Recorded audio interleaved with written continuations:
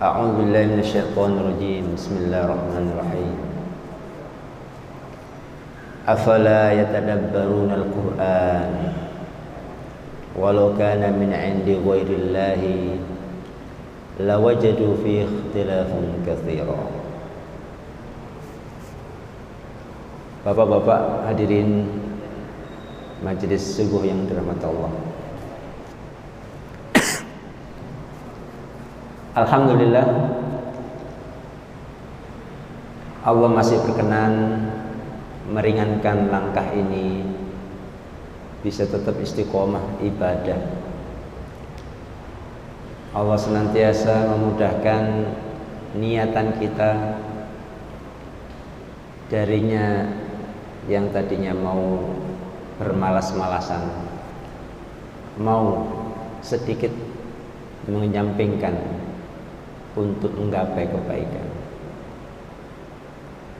Bapak hadirin rahimani wa rahimakumullah. Suatu hari Rasulullah pernah pulang kemalaman, dan ketika beliau pulang didapati oleh istrinya, beliau tertidur di depan rumah. Tidak lama kemudian istrinya pun membangunkan. Apa gerangan yang menyebabkan Anda tertidur di luar rumah? Aku takut mengganggu istirahatmu. Dan semalaman aku datang ke rumahnya Ibnu Mas'ud karena aku rindu mendengarkan bacaan Qur'annya. Ma'asyiral muslimin rahimakumullah. Ayat yang saya baca tadi ada dalam surah An-Nisa ayat 82. Afala yatadabbarunal Qur'an, maka tidakkah mereka menghayati, mendalami Al-Qur'an, walau kana min indi ghairillah, sekiranya Al-Qur'an itu bukan dari Allah, lawajadu, pasti mereka menemukan fihi ikhtilafan katsira, banyak tantangan-tantangan. Ma'asyiral muslimin rahimakumullah. Al-Qur'an hendaknya senantiasa kita jadikan referensi dalam hidup ini. Bukankah bapak-bapak dulu ada sebagian di antara kita yang saat memberikan mahar kepada istri-istri kita seperangkat alat sholat, ada mukna, ada sajadah, plus Al-Quran dan yang lainnya. Mukna dan sajadah kita kasihkan istri kita dengan harapan bapak-bapak sekali-kalilah jadi imam sholat sunnah di rumahnya. Sholat tahajud lah Pak, ya. Sebetulnya istri kita ini ingin sekali mengharapkan bapak-bapak sekali dalam hidup ini bisa ngimami sholat sunnah di rumah. Dan yang lebih esensi lagi, harapan seorang istri agar bapak-bapak menjadi nahkoda dalam mengarungi bahtera rumah tangga. Al-Quran kita kasihkan istri kita dengan harapan agar hidup kita ini tidak sering melenceng, ya, senantiasa lurus, tidak ke kanan terus, tidak ke kiri terus, lurus. Fahadainahun najdain, kami berikan hidayah agar kalian memilih, mau pilih yang luruskah atau yang bengkok. Ma'asyiral muslimin rahimakumullah. Sejak Ramadan awal sering kami kalau pulang habis taraweh itu 9:30 ya, bahkan jam 10, maka iktikaf anak-anak muda sekarang ini bergeser ke kafe-kafe. Itu sejak awal. Bahkan sebagian juga geser ke mal-mal. Pemandangan ini susah untuk dihilangkan kalau orang tua tidak tergerak untuk mengingatkan selalu. Kalau ini terus berulang-ulang para hadirin, maka itu nanti akan menjadi karakter ya. Oleh karenanya, di saat Quran ini Allah hadirkan di muka bumi ini, apakah respon kita terhadapnya sedikit atau banyak? Fa insyaallah Bapak-bapak, kalau Quran ini menjadi menu harian kita sehari-hari, sebesar apapun masalah yang kita hadapi Pak, insya Allah Allah akan kasih urai satu persatu.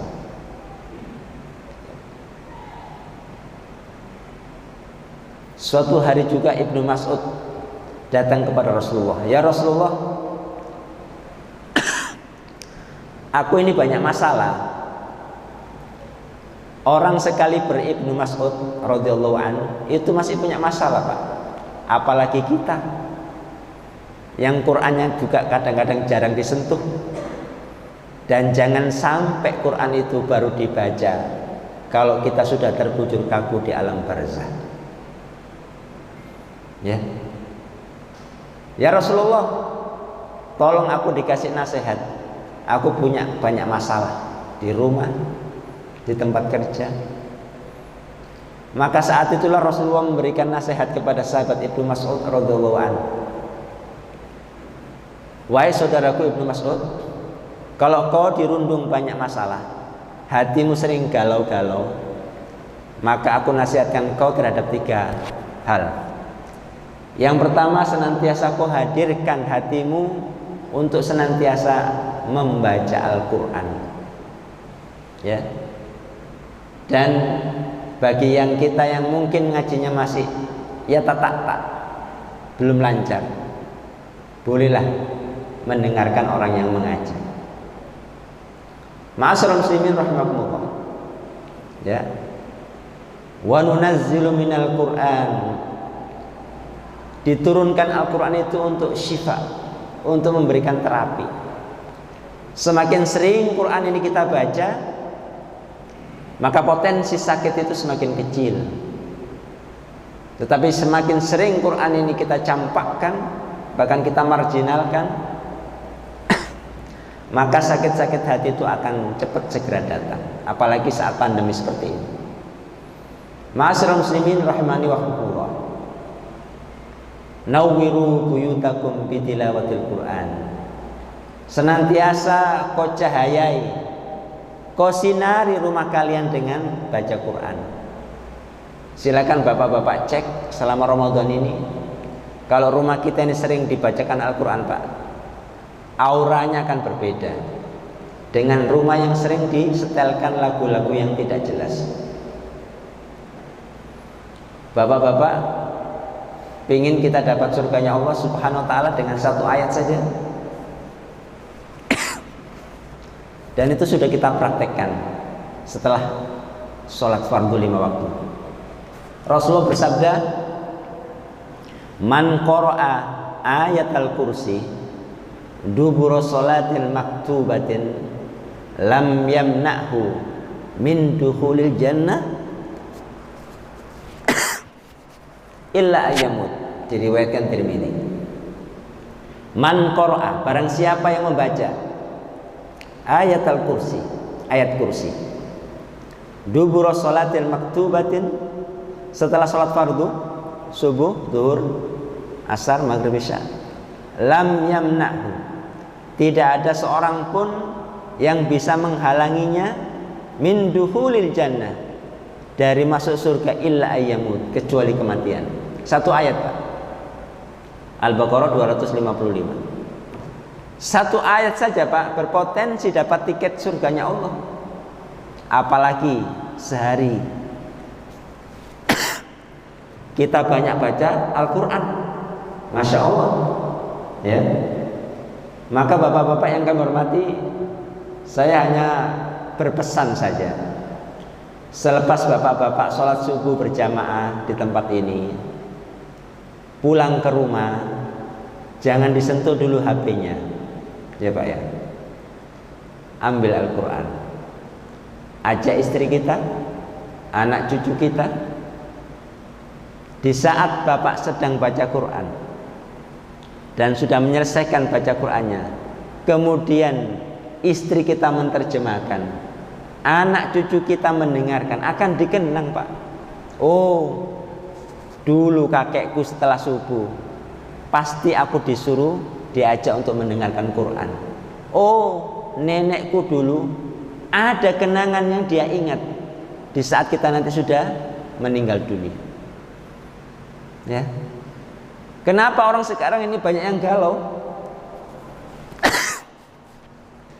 Seperti itu tadi, Qur'annya jarang disentuh, baru dibaca kalau kita sudah meninggal. Mungkin sedikit di antara kita mungkin ada yang alergi dengan membaca surat Yasin ya. Rasulullah bersabda, man qara'a surat Yasin fi lailatin fa asbaha maghfuran lahu, diriwayatkan Tirmidzi. Siapa orangnya yang membaca surat Yasin fi lailatin, pada malam hari, tidak hanya satu malam Pak ya, setiap hari, fa asbaha maghfuran lah, maka pagi harinya terampuni dosanya. Subhanallah. Kalau ada saudara kita yang membaca Yasinnya itu setiap malam Jumat, memang mereka punya waktu sempatnya malam Jumat. Dipilih malam Jumat karena Jumat itu adalah Sayyidul Ayyam. Ya, banyak berkah di sana. Ya, maka kita jangan sampai alergi terhadap saudara kita yang mungkin sering mentradisikan membaca surah Yasin ini di malam Jumat. Kita tetap menghormati dan menghargai. Ma'asyiral muslimin, ini yang pertama. Jadi tolong membaca Al-Quran. Al-mahiru bil Quran ma'as safaratil kiramil barar, walladzi yaqra'ul Quran wa yatata'ta fihi wa huwa 'alaihi syakun lahu ajrun. Orang yang pandai membaca Al-Quran kelak nanti bersama malaikat di surga. Masya Allah. Bapak-bapak seusia kita ini sudahlah, kita nggak usah perlu nambah kaplingan tanah lagi di muka bumi ini. Mari kita sama-sama ngapling tempat di surga. Ya Pak ya. Ya. Perbanyak baca Quran. Ya. La aqulu alif lam mim harfan. Kata Nabi, aku tidak mengatakan alif lam mim itu satu huruf. Bal alif harfun, lam harfun, mim harfun. Di luar Ramadan satu huruf dikasih pahala 10. Apalagi di bulan Ramadan seperti ini. Semoga bacaan Quran kita dari Ramadan pertama sampai sekarang diterima Allah Subhanahu wa taala. Allahumma amin. Ya. Walladzi yaqra'ul Qur'an wa yatata'ta fihi wa huwa 'alaihi syakun lahu ajrun. Orang yang baca Qur'annya masih yata'ta, belum lancar, ngajinya sering salah, tidak usah frustasi, tidak usah pesimis. Sudah dikasih Allah 2 pahala kebaikan. Pahala kebaikan pertama karena mujahadahnya, kerja kerasnya. Pahala yang kedua karena diulang.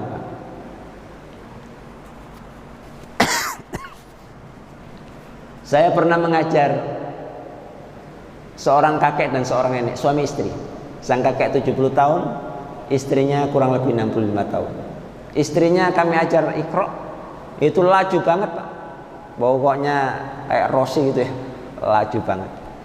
Sementara suaminya ini saya ajari jilid 1, ya, halaman pertama, naik halaman berikutnya sudah lupa halaman yang pertama. Subhanallah. Dan saya lebih terharu lagi Pak, menjelang Ramadan kemarin ada 9 anak SMP, yang 8 orang itu hafal 5 juz, yang 1 orang 2 juz. Yang 2 juz ini Pak, anaknya autis Pak. Ya, bisa baca Quran. Tapi ya begitu, ya tak. Tapi bisa. Itulah mukjizat. Apakah kita tidak malu, Pak, sehat seperti ini kok ngajinya malas sekali? Ada jelasannya. Ya.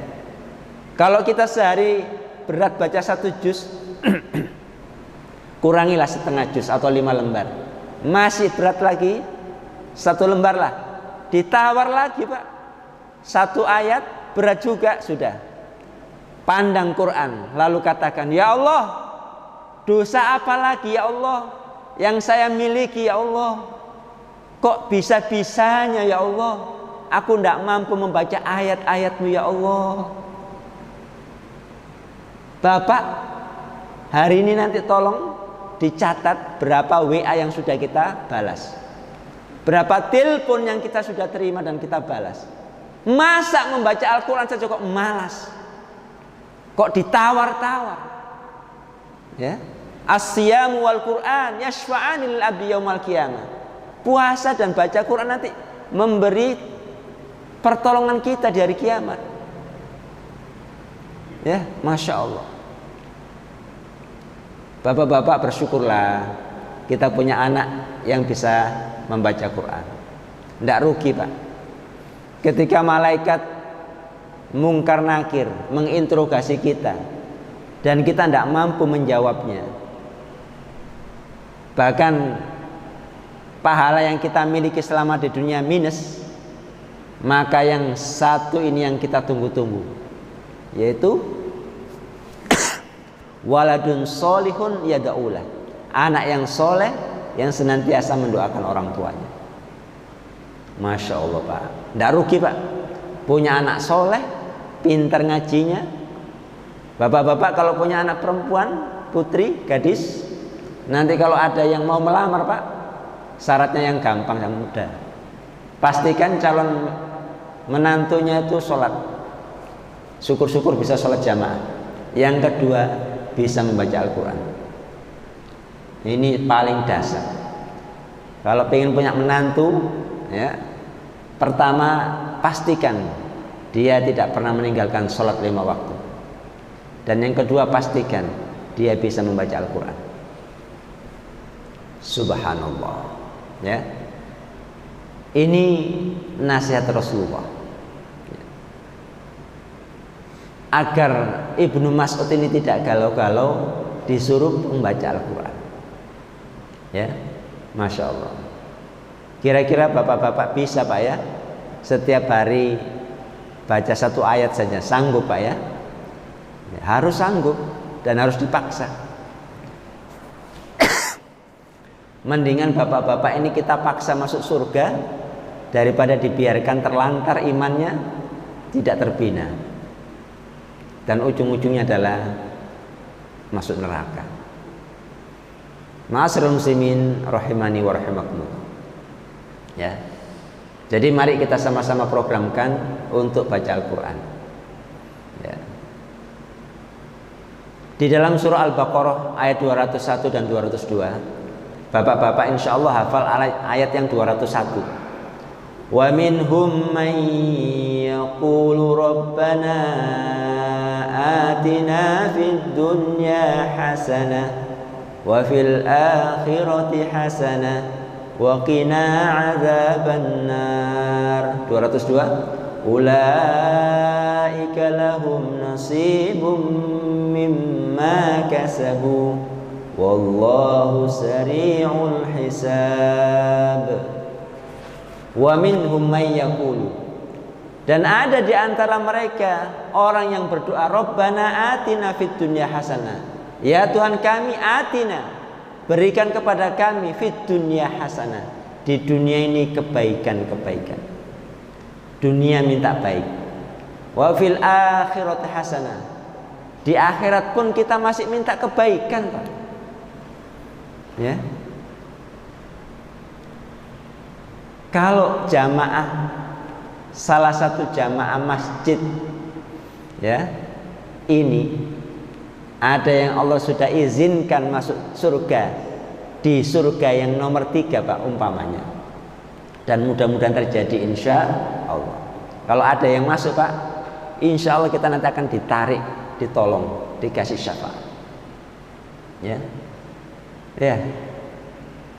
Si fulan diizinkan Allah dapat surga di peringkat 3. Kira-kira si fulan nanti bisa nggak surganya naik di peringkat 4? Kalau turun tentu nggak mau Pak ya. Ya. Kira-kira si fulan ini bisa nggak dia naik ke surga keempat? Kalau turun pasti nggak mau. Nggak bisa. Ulaika lahum nasibun. Bagian mereka itu sesuai dengan porsinya. Mimma kasab, kasabnya kebaikan-kebaikan selama di dunia itu para hadirin itu sedikit pun Allah tidak mengurangi. Kalau jatahmu di surga ketiga yaitu tidak bisa naik. Bapak-bapak, kita masih ingat Nabiullah Adam alaihissalam keluar dari surga berapa salahnya Pak? 1, makan buah khuldi sama istrinya. Dikeluarkan dari surga dan tobatnya baru diterima. Ada yang mengatakan 90 tahun kemudian diterima satu dosa. Ada yang mengatakan 300 tahun baru diterima. Nah kita ini banyak dosa Pak. Banyak dosa minta surga. Dan surga yang enggak diminta enggak tanggung-tanggung, Firdaus. Apa enggak malu kita Pak? Masya Allah. Silakan hari ini kita lagi puasa, masih ada dosa enggak yang kita kerjakan? Masya Allah. Ulaika lahum nasibun mimma kasab. Mereka mendapat bagian, mendapat jatah mimma dari apa-apa yang mereka telah kerjakan. Ya, makanya rugi sekali orang yang selama hidupnya di dunia tidak ada kebaikan yang dia miliki. Bapak-bapak, ada 4 malaikat Pak yang sangat dekat dengan kita. Ada Raqib mencatat kebaikan, ada Atid mencatat hal yang tidak baik, ada Israel eksekutor nyawa, ada Zabania nyari ubun-ubun. Mau apa Pak? Jangan macam-macam ya. Kasarannya begitu. Cuma kita ini tidak sadar ya. Kalau kita ini sudah dalam usia seperti ini ya, sudah saatnya kita ini merapat ya, untuk dekat sama Allah. Ya, Masya Allah.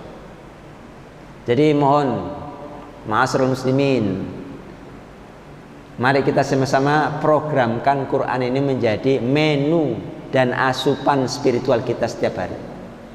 Kalau kita lapar, obatnya makan. Kalau dahaga minum. Tetapi kalau spiritual kita ini, iman kita lagi ngedrop, apa obatnya? Dicari di apotek Balikpapan itu nggak ketemu. Obatnya adalah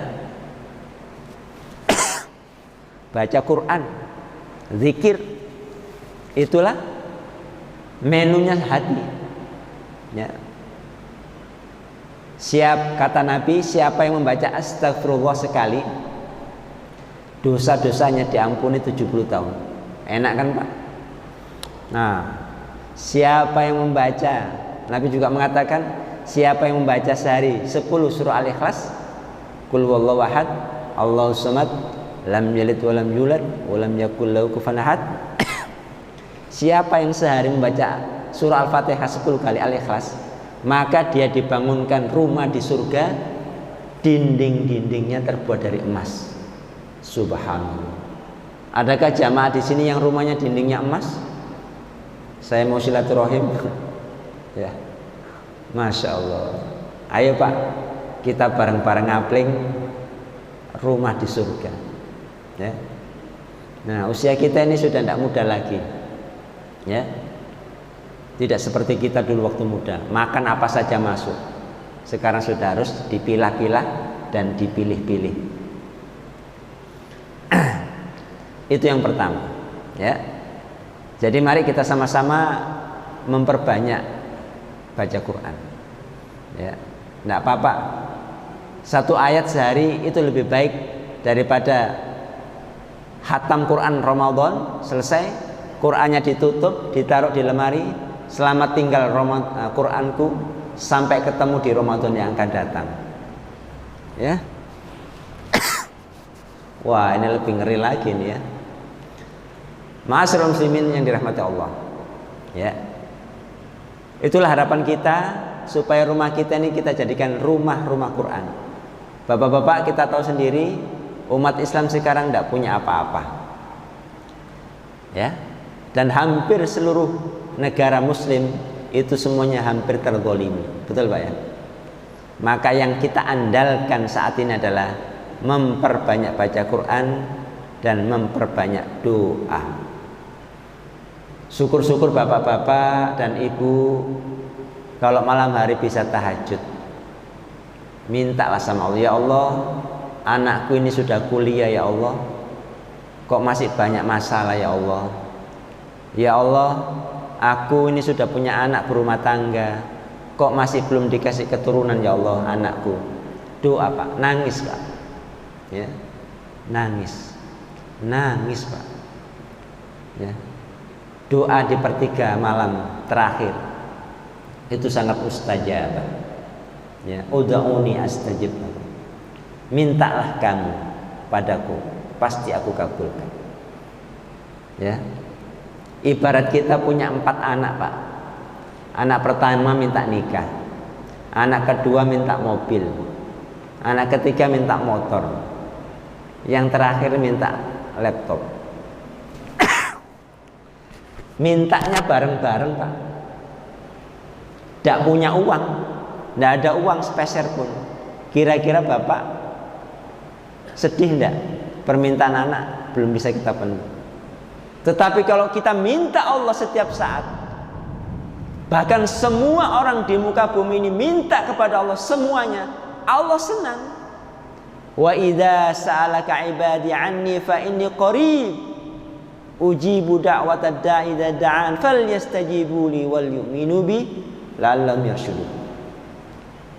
Dan apabila hamba-hambaku bertanya kepadamu Muhammad tentang aku, fa inni qarib, aku ini dekat. Pertanyaannya, dekatnya Allah kepada kita ini seperti apa Pak? Apakah kita ini layak dikasih pertolongan Allah? Apakah kita memang layak dibantu Allah? Kalau belum, dievaluasi. Jangan-jangan ibadah saya selama ini masih belum lillahi ta'ala. Masya Allah. Ya. Nah, mari kita sama-sama baca Quran, meskipun 1 ayat. Rasulullah bersabda, ahabul a'mal ilallahi adwamuha wa in qalla. Seutama-utama amalan itu adalah yang mudawamah, istiqomah, ditindaklanjuti, wa in qalla, meskipun sedikit. Tidak apa-apa Pak, 1 hari baca 1 ayat, yang penting istiqomah. Ya. Dan berharap kepada bapak-bapak hafalannya pun juga ditingkatkan. Bisa Pak ya? Anak autis saja bisa hafal Pak, apalagi kita sehat. Ya, insya Allah. Ya. Yang kedua, nasihat Rasulullah kepada Ibnu Mas'ud radhiyallahu an, senantiasa kita ini bersilaturahim. Ya. Mohon maaf ini batu. La yadkhulul jannah qati'ur rahim. Tidak akan pernah masuk surga orang yang memutuskan silaturahim. Ya. Di saat pandemi seperti ini, apalagi besok mungkin sudah terhitung Pak ya, larangan mudik, bahkan sudah banyak yang mudik lewat laut ya, lewat pesisir. Nah, ini luar biasa ya saudara-saudara kita ini. Ya. Saking kepingin ketemunya untuk bersimpuh di depan orang tuanya. Ya. Kalau kita belum bisa silaturahim di saat pandemi seperti ini, jangan lupa ditelepon atau di WA lah minimal. Ya. Saling mendoakan, saling menguatkan. Itulah harapan kita. Manfaat silaturahim itu 3. 1, diampuni dosa-dosa kita. Yang kedua, ditambah rezeki kita. Yang ketiga, dipanjangkan usianya. Masya Allah. Jangan sampai terjadi, dan ini ada kasus.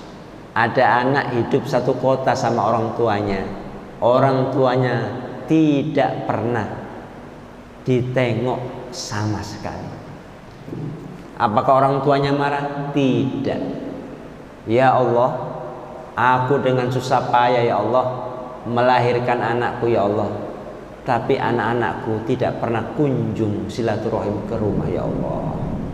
Aku tidak marah ya Allah, aku tidak membenci mereka ya Allah. Tolong ya Allah, bukakan pintu hidayahnya. Itu doa orang tua. Tidak pernah sedikit pun orang tua itu mendoakan anaknya yang macam-macam. Didoakan baik-baik. Masya Allah. Kalaulah ada orang tua yang mau menuntut anaknya, nak, kau sekarang sudah punya kerjaan mapan, rumahmu megah, kendaraanmu ganti-ganti, nak, tolong nak, modalnya ibu kembalikan sama bapakmu. Dari mulai mengandung sampai menikahkan kamu, kembalikan modalnya pak. Adakah orang tua yang minta seperti itu? Tidak ada. Tidak ada. Dan tidak pernah terjadi. Bahkan banyak, bukan banyak, ada sebagian orang tuanya yang di meja hijaukan. Ma'asallah. Na'udzubillah min dzalik. Ya. Silaturahim. Yang ketiga bapak-bapak, nasihat Rasulullah kepada Ibnu Mas'ud, senantiasa kita ini menghidup-hidupkan sholat malam. Ya, alhamdulillah bapak-bapak bisa iktikaf di tempat ini, menyempatkan diri untuk sementara meninggalkan rumah untuk ngecas sesaat di tempat ini. Kita doakan semoga bapak-bapak yang iktikaf di tempat ini seluruh permintaannya, seluruh permohonannya dan munajatnya Allah kabulkan insyaallah, ya. Dan seluruh urusan yang membelit dan yang susah-susah segera Allah urai satu persatu. Itu yang ketiga, Rasulullah nasihatkan kepada Ibnu Mas'ud. Bapak-bapak, Rasulullah itu pernah tidak sholat tahajud sekali pak. Nabi tidak pernah sholat tahajud satu malam. Itu wahyu terputus 40 hari pak. Masya Allah, itu Nabi pak, gelisah, wahyu tidak turun. Nah kita ini Qurannya sudah lengkap 30 juz, ya, masih banyak galaunya. Malah semestinya malah kita ini eksis, malah banyak masalah. Berarti ini indikasi Qurannya tidak pernah disentuh apalagi dibuka. Ya, bapak-bapak yang kami hormati, ya, bangunlah pak sholat malam. Ketika Rasulullah memasuki kota Madinah, beliau bersabda, ayuhan nas, wahai manusia, afsus salam, tebarkan salam. Ya, mengucapkan salam assalamualaikum, yang memberi salam dapat pahala 10. Assalamualaikum warahmatullah, yang memberikan salam 20. Lengkap salamnya, assalamualaikum warahmatullahi wabarakatuh, 30. Yang mendengar wajib menjawab dan pahalanya cuma 1. Masya Allah, ya. Disuruh menyebarkan salam, assalamualaikum, ya. Yang kedua, wa'atimut ta'am, disuruh ngasih makan orang yang kelaparan, orang yang tidak punya makan. Wasilul arham, disuruh silaturahmi, menguatkan hadis tadi.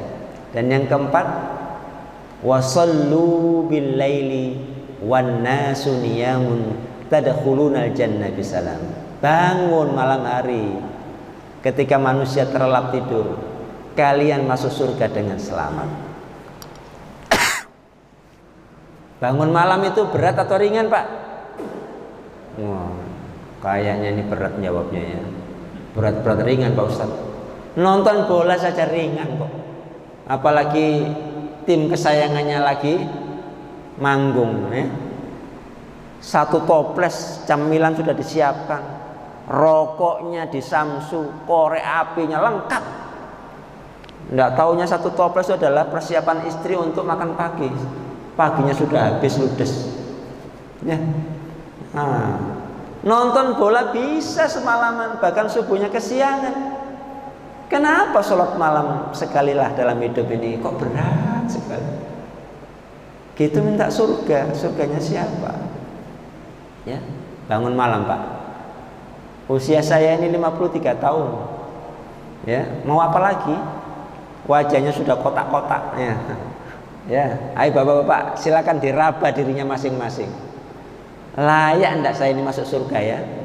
Kata Nabi, saya dahulu min ummati sab'una alfan au sab'umi'ati alfin. Kelak nanti umatku masuk surga itu jumlahnya 70.000 atau 700.000. Ya. Pertanyaannya, umat Islam sekarang ini 2 miliar atau 2 miliar. Nyangkut enggak kita ya?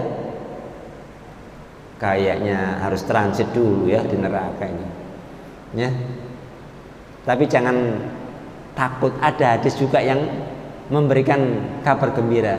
Kullu ummati yadkhulunal jannah. Seluruh umatku masuk surga. Sahabat bertanya, ya, illa man aba. Sahabat bertanya, siapa itu ya Rasulullah yang enggan?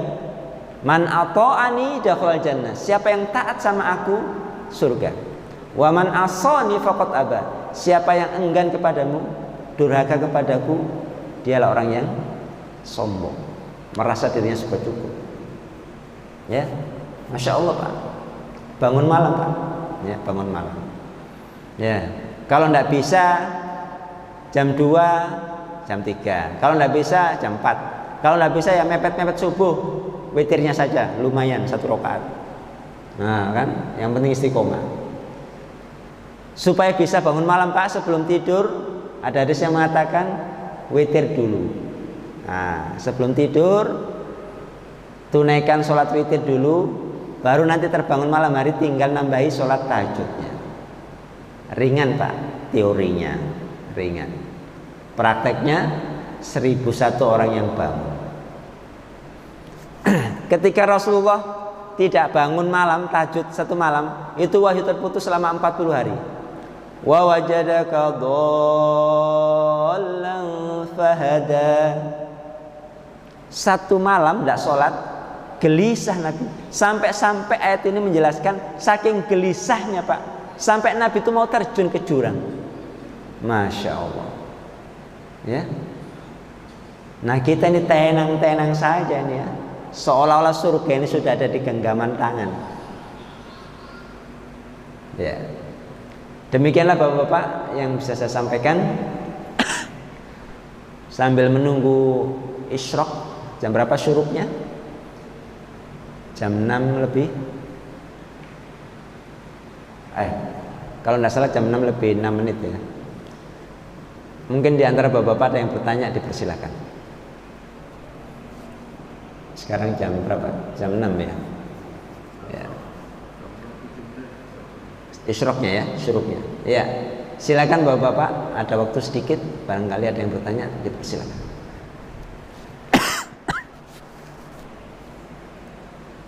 Alhamdulillah, kayaknya sudah paham ya, insya Allah. Demikian yang bisa saya sampaikan. Kurang dan lebihnya mohon dimaafkan. Semoga kita nanti dipertemukan Allah di dalam surganya. Dan semoga kita, istri, anak, dan orang-orang yang dekat dengan Allah, semuanya nanti dipertemukan Allah di surganya. Alladzina amanu wattaba'athum dzurriyyatuhum biimanin alhaqnahum bidzurriyyatihim. Orang-orang yang beriman lantas diikuti anak dan keturunannya dengan landasan iman, insya Allah nanti akan dipertemukan Allah di dalam surganya. Terima kasih. Hadanallah wa iyyakum ajma'in. Wassalamualaikum warahmatullahi wabarakatuh.